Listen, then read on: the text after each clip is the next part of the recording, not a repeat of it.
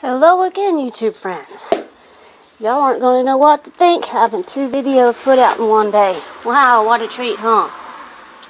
Okay, today I am mixing up some soilless, no. I am mixing up general all-purpose potting soil. I have a little bit of compost left over, so I'm going to go ahead. Now, mixing up potting mix is excuse me, very similar to the soilless potting soil video that I did, except this time we're measuring everything out evenly. I have my little scooper here. We do 1 compost,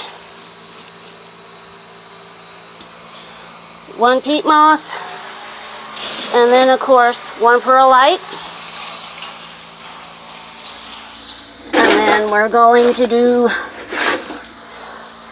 another compost, some more peat moss, and 1 vermiculite. Now, for those of you who have not watched my video on the difference between perlite, and vermiculite, is they're pretty much the same thing. This bag I got the fine ground vermiculite. They're both made from volcanic rock, except the vermiculite still has a little bit of organic matter attached, amongst it. Vermiculite will break down. Now, using it in container gardening, you need to realize that vermiculite, as it breaks down, it releases about 1 to 2% nitrogen as it breaks down. So you need to take that into consideration in your potting mixes when you are adding organic fertilizers. Now, general all-purpose mixes and stuff is, just for pretty much transplanting your regular ornamentals and, of course, your vegetable plants. Orchid potting mix and cactus potting mix is a whole different ballgame. Okay, give me some chances of getting the stuff up for that, and I'll talk about that also. I'm going to talk to you about some organic fertilizers. Of course, blood meal. Now, most of this is gotten from slaughterhouses, where they collect the blood, and it is dehydrated. That's where you get that. And this is a faster acting nitrogen, but it still takes a while to release. And then you have bone meal. This is mostly gotten from poultry places, because bird bones, as we know, are hollow. They're much easier to break down. They steam it to make it brittle, and then they crumble it.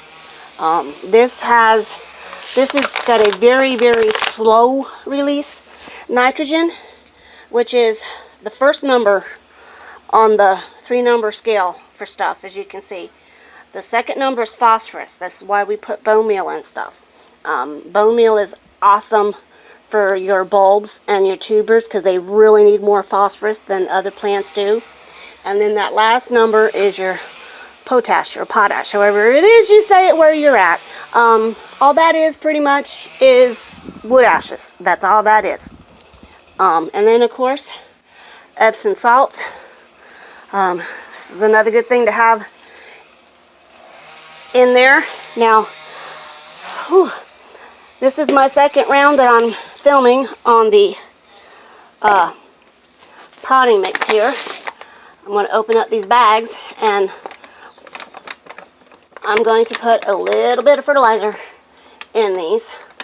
I probably got a good couple gallons, maybe, worth of stuff in here. Now, this fertilizer, you don't have to have very much. For what I have here, which is about half a 5-gallon bucket full of stuff, you might put in maybe a tablespoon each of your bone meal or blood meal. That was blood meal. I am okay. Just kind of open up this bag here. Okay. Now, this bone meal, I'm going to add just a little bit more. I have a 1/4 cup here of bone meal. You see that? Okay. And then, whoa, fell over here.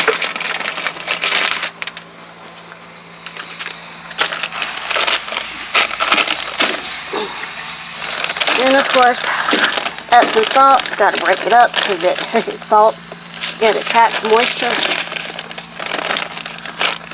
You want about 1/2 cup of Epsom salt here in this potting mix.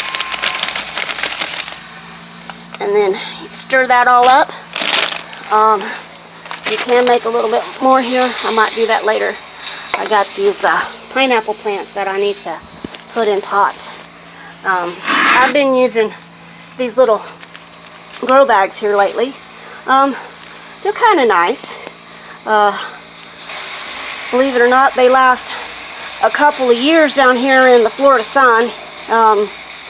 So that, was my main test on these puppies, because they use less plastic to make, and less plastic when they've been start to disintegrate, less plastic put into the landfills and stuff, which is a good thing, because we all know that plastic, when it starts to disintegrate, releases toxins.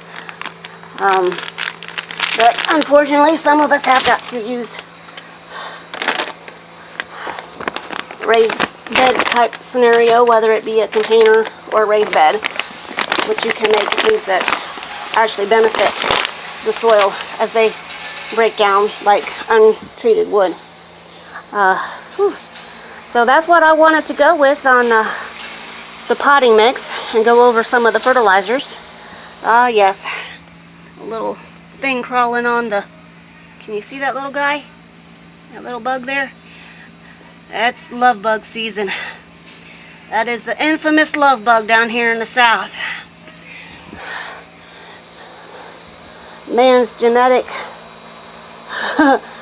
experiment with trying to kill off the mosquitoes. Yeah, right. Nothing eats these things. Not even the birds won't eat them, the spiders won't eat them, the ants won't eat them. That's what they did. And they didn't cut down on the population of the mosquitoes whatsoever. These things get on our paint and they eat through the paint. Yeah, see, main reason why man should not ever try to play God. He's not good at it. Why? Because we're not gods, plain and simple. Okay, enough of my chit chat. Whew, it's getting hot out here. Alright, and I will talk with y'all later.